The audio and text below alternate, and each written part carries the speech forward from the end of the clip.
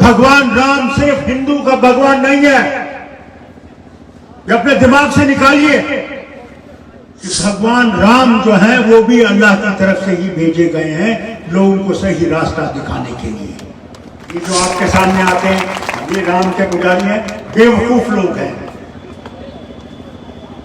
ये राम को बेचना चाहते हैं। इन्हें राम से कोई मोहब्बत नहीं है, इन्हें हुकूमत से मोहब्बत है। इंसान दूर नहीं रहेगा। पैसा इतना आएगा मैं आपको क्या कहूं, पानी की तरह पैसा बहाया जाएगा। हमारी माँ बहनों को मंदिर मंदिर मंदिर की बात की जाएगी। हो सकता है राम जी का मंदिर भी उसी दिन उसका फीता काटेंगे। रविंद्र जी, जय हिंद, जय जोगरा, जय जोगरा। आज जोगरा पे हमला हो रहा है। डोगरी जबान सीखो, डोगरी जबान सीखो, डोगरी जबान बोलो। हम डोगरी जबान नहीं बोलते, हम अंग्रेज बोलते हैं। जैसे कश्मीरी है ना, आपके बच्चे कश्मीरी नहीं बोलते, वो अंग्रेज। डोगरी सीखो, अपनी जबान को प्यार करो। यह रास्ता हिम्मत, हिम्मत, हिम्मत। और इसको ताकत दे, इसको मजबूत कर, और इसको मजबूत कर। जहां ये मजबूत हो सकता है वही हमारा। जम्मू कश्मीर के ज़िला उधमपुर में आज नेशनल पैंथर्स पार्टी का फाउंडेशन डे मनाया गया। वहीं अगर हम बात करें तो इस मौके पर डॉक्टर फारूक अब्दुल्ला जो है वो वहां पर चीफ गेस्ट के रूप में पहुंचे।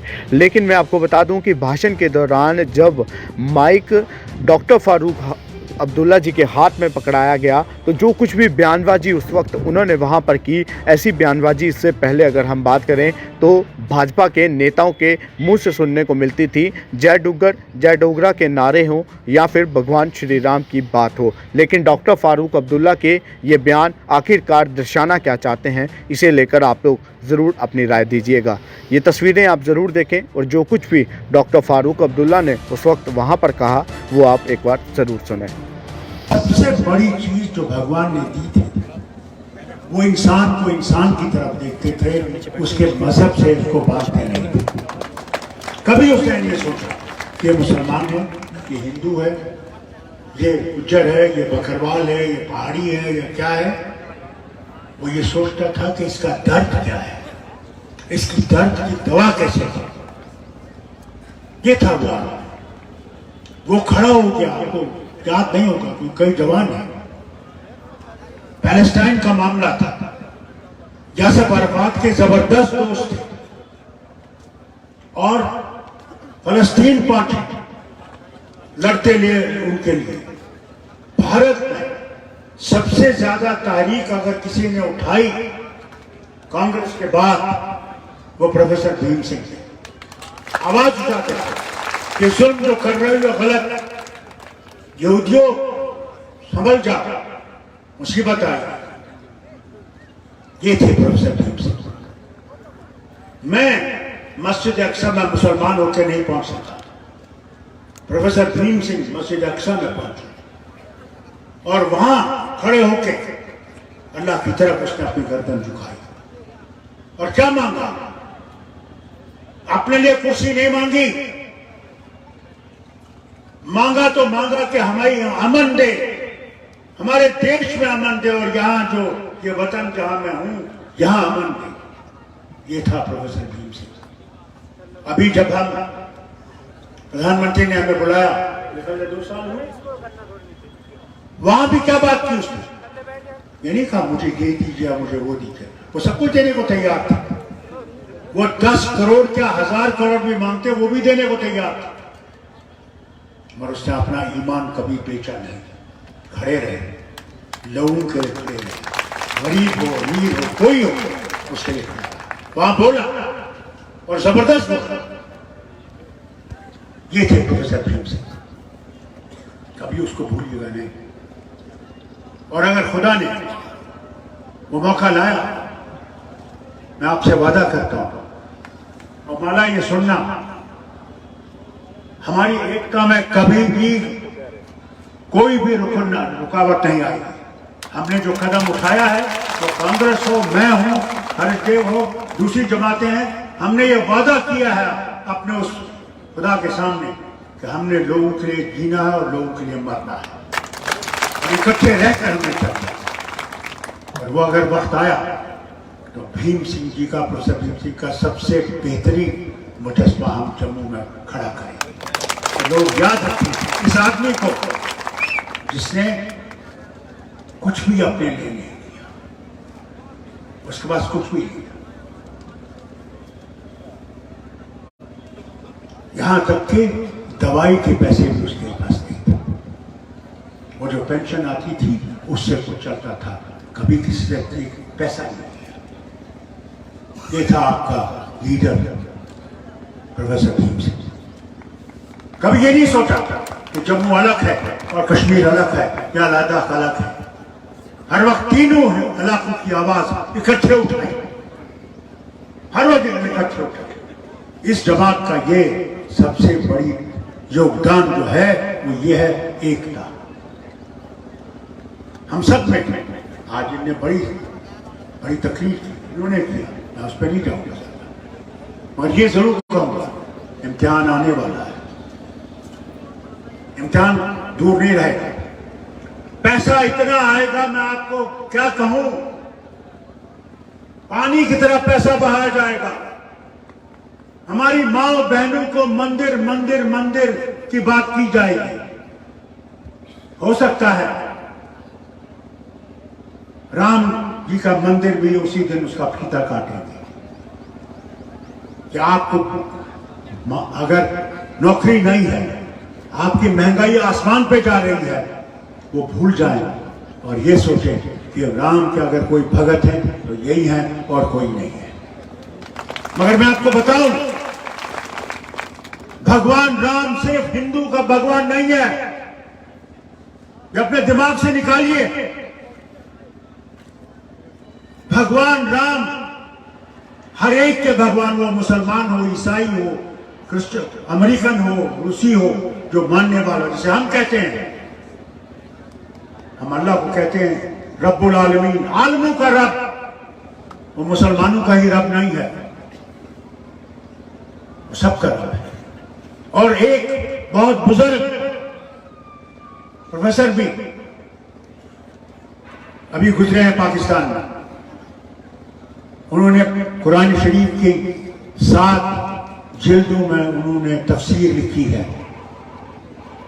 उस तफसीर में वो खुद बयान करते हैं मौलाना असरार, और उसमें कहते हैं वो कि तुम लोग ये याद रखो कि भगवान राम जो हैं वो भी अल्लाह की तरफ से ही भेजे गए हैं लोगों को सही रास्ता दिखाने के लिए। ये जो आपके सामने आते हैं ये राम के पुजारी हैं, बेवकूफ लोग हैं, ये राम को बेचना चाहते हैं। इन्हें राम से कोई मोहब्बत नहीं है, इन्हें हुकूमत से मोहब्बत है। इसलिए बहनों मैं आपसे कहना चाहता हूं कि बहनों के पास आप पहुंची हैं, मर्द नहीं पहुंच सकता। मैं आपसे अपील करता हूं, हर गांव में जाइए, उनसे कहिए कि ये जो नफरत का बीज बो रहे हैं, इस बीज को हमने खत्म करना है। आज आपका बच्चा है, उसका क्या होगा कल उसका? मां बताओ मुझे, एक हाल देखो, सबसे बड़े दिए जलाए गए वाराणसी में, दुनिया में मशहूर हुआ। आपने देखा हमारी माओ बहनों को किस तरह वो तेल उससे निकाल रही थी। लोगों ने उनसे पूछा, ये जो मीडिया वाले हैं ये क्या कर रहे हो? उन्होंने कहा देखिए भगवान को ये जरूरत नहीं है, हम लोग अपने घर के लिए तेल ले जा रहे हैं कि हो सकता है हम अपने बच्चों को इससे कुछ खाना खिला सकें। यह हाल था। हर तरफ से लोग बेजार। अभी जैसे हर्षदेव ने कहा, हमारे बच्चों को इम्तिहान के लिए उनने एक ऐसी जमात को लाया जो ब्लैक लिस्टेड है। बच्चियां और बच्चे निकले, चोर किया, उन पे लाठियां बरसाई गई। और जब बच्चों की ताकत इकट्ठी हुई, इनको वो फैसला वापस लेना पड़ा। ये आपकी ताकत, और ये ताकत उस वोट में है। कभी मत भूलो इस देश में जो लोगों ने कुर्बानियां दी हैं सारे हिंदुस्तान में, जिन्होंने कभी ये नहीं देखा कि जवाहरलाल जो है वो 15 अगस्त को लाल किले पे झंडा गाड़ेगा हिंदुस्तान का, मगर जब लड़ा उन्होंने, वो हिंदू मुसलमान सिख ईसाई कोई भी था, उन्होंने कहा कि हमने अंग्रेजों को बाहर निकालना है। वचन दिया कि प्रभु हम जान देंगे मगर इन अंग्रेजों को निकाल के रखें। उस ताकत ने महात्मा गांधी को पैदा किया और उस महात्मा गांधी ने लंगोटी में रहकर अंग्रेजों को बाहर निकाला। ये ताकत है उस वोट की जो आपके हाथ में उन लोगों ने दी है जिन्होंने अपने इस वतन के लिए कुर्बानी दी है। कभी ये मत समझिए जब आप वो बटन दबा रहे हैं, उन शहीदों को मत भूलिए जिनने ये आपको ताकत दी है कि आप हुकूमत से लोगों को गिरा सकते हैं और लोगों के हाथ में हुकूमत दे सकते हैं। ये आपकी ताकत है। इस ताकत को ये कम करना चाहते हैं। इसलिए बहनों आपसे कहता हूं, मर्दों से क्या कहूं, ये तो बहुत कम वोट भी डालते हैं। बहनें मैंने देखी हर जगह खड़ी हो, 12-12 घंटे खड़ी। मर्दों से भी कहूंगा, आज आपको फैसला करना है, आप गुलाम रहना चाहते हैं या अपने हक के लिए मरना चाहते हैं। वो उस दिन आएगा जब वो वोट की मशीन आएगी। अल्लाह से भी कहता हूं और इनसे भी कहता हूं, इनके वर्कर से कहता हूं, छोटे जवानों से, उस मशीन को देखना, कहीं ये ना हो तुम हाथ का वोट डालो या पैंथर का वोट डालो या नेशनल का वोट डालो, हल्का वहां फूल का वोट निकलता है। उस मशीन में ऐसा भी किया गया है, ये हमने खुद देखा है। जब ये मशीन पहली दफा आई, मैं वजीर आला था, तो मेरे वजीर थे एजुकेशन शबी साहब, उन्होंने इलेक्शन कमीशन के साथ से कहा इसमें चोरी हो सकती है। इलेक्शन कमीशन का आदमी हैरान हो गया, फिर पूछा क्या हो सकता है? कहा हाँ हो सकता है। जो आदमी वहां बैठा है वो इसमें चोरी कर सकता है। भाइयों मैंने खुद देखा, खुद वजीर आला होके मैंने देखा। डोडा के गांव में गया, हेलीकॉप्टर से उतरा, मैंने देखा वहां कोई भी आदमी नहीं है। मैंने कहा ये क्या हो गया, कि वोट ही दे रहे हैं। मालूम हुआ, मैंने कहा अच्छा चलो आगे चलते हैं, वहां दुकान है उसमें थोड़ी सी चाय पी। मैं पहुंचा वहां, वो दुकानदार और उसकी बीवी इस तरह घबराई हुई थी कि मुझे देख के उनको तो मैं समझता हूं होश हवास में हो गया। मैंने कहा बैठो, मुझे चाय का एक पहला पिला। खामोशी से मैंने उनसे पूछा ये लोग कहां गए? उन्होंने कहा जनाब यहां पे फौज ने कहा खबरदार इधर मशीन के पास आए हम टांगे तोड़ देंगे। भाई लोगों इसके लिए तैयार रहना। अगर तुमने अपनी हुकूमत बनानी और अपनी लाज को वापस लाना है तो फिर अपनी जान को भी अगर कुर्बान करना पड़े वो भी नहीं छूटना। मौत याद रखना, मौत और हयात जिंदगी उसके पास है। तो कब मारेगा किसी को मालूम नहीं, कहां मारेगा, किस तरह मारेगा, उसके सिवा कोई नहीं जानता। डरेगा क्यों डर रहे? ये तुम्हारा वतन है, तुम इसके मालिक हो, कोई और इसका मालिक नहीं है। भूल जाओ। तुम्हें यही आजादी, हिंदुस्तान की आजादी ने दी। भगत सिंह ने यही तुम्हें दिया हाथ में कि ताकत तुम हो, ताकत कोई और नहीं है। और आज जो आपने फैसला किया, पेंशन पार्टी को तोड़ने की कोशिश की गई, आज भी कर रहे हैं। ताकत आप है और उस ताकत को मजबूत कीजिए और इस साथी को मेरे इतना मजबूत कीजिए कि तूफान के तूफान आए, आप इसके साथ खड़े हैं। कोई तूफान कुछ नहीं, तो तूफान ऐसे आएगा हवा की तरह चल जाएगा। मगर सबसे बड़ी शर्त यह है कि आपने खुदा को याद रखा, भगवान को याद रखा, भगवान के पास है, अल्लाह के पास है। अगर उसको याद नहीं रखोगे तो तुम्हारी शक्ति कभी नहीं। इसलिए बहनों, अपने बच्चों को अपने धर्म के बारे में बताओ। हमारे मुसलमान भाइयों से कहूँगा, हमारे बच्चे बहुत दूर हैं। मदद करनी है तो हिम्मत रखनी, हिम्मत एक मर्दा, मदद एक खुदा। इससे आज मैं इतना ही कहता हूँ कि मेरा जहाज मुझे दिल्ली जाना है, पार्लियामेंट में। मैं सिर्फ ये कहने आया हूँ, माला ये सुन लेना, हम लोगों का इतिहास कोई तोड़ नहीं सकेगा, तो क्यों ना आसमान से आए या जमीन से आए, नहीं तोड़ सकता। ये हम फैसला करेंगे, या इसी तकदीर बदलाएंगे या तकदीर बदलाते बदलाते मर जाएंगे। हिम्मत हिम्मत हिम्मत, और इसको ताकत दे, इसको मजबूत कर, और इसको मजबूत कर, जहां ये मजबूत हो सकता है वही हमारा रास्ता है।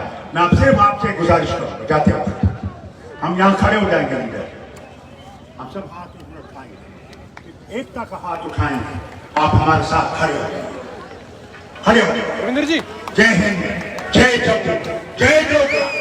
आज जोगरा पे हमला हो रहा है। डोगरी जबान सीखो, डोगरी जबान सीखो, डोगरी जबान बोलो। हम डोगरी जबान नहीं बोलते, हम अंग्रेज बोलते हैं।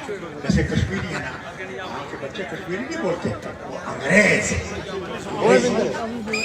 डोगरी सीखो, अपनी जबान को प्यार करो, यह रास्ता है। बहुत बहुत शुक्रिया, मेहरबानी।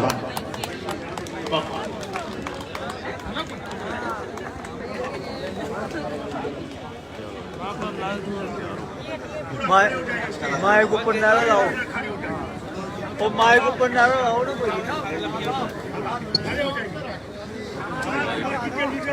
फोटो ले लेना, फोटो। ताली बजाओ जोर से। पाकिस्तानी जिंदाबाद, पाकिस्तानी जिंदाबाद, पाकिस्तानी जिंदाबाद। हौसला दिया हमें, हौसला दिया हमें। डॉक्टर फरूक साहब जिंदाबाद, डॉक्टर फरूक साहब जिंदाबाद, डॉक्टर फरूक साहब।